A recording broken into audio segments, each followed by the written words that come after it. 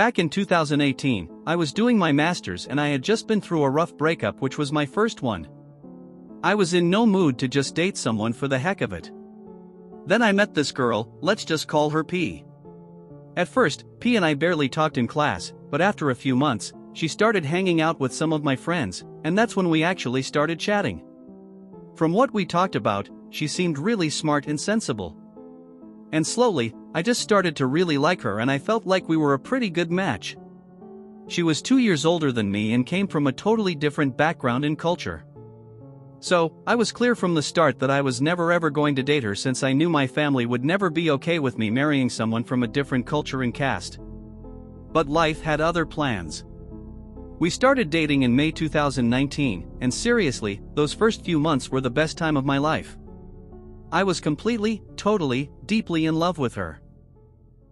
I started doing things for her that I'd never ever imagined myself doing ever in my life for anybody. She was everything to me, and she loved me just as much.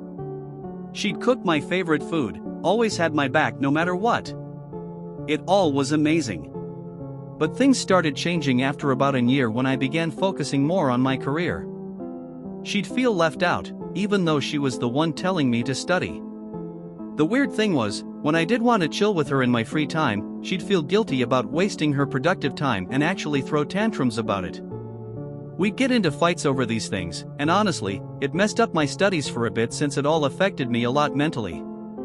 Fast forward to 2022, she married a guy from her own background and culture. And here I am, 3 years later, still kind of struggling with both my job and personal life. And it's all because I put her before my career back when I was doing my master's. So to all you young guys out there, please put your career first, before all these relationship BS, or else you'll regret it sooner than you think.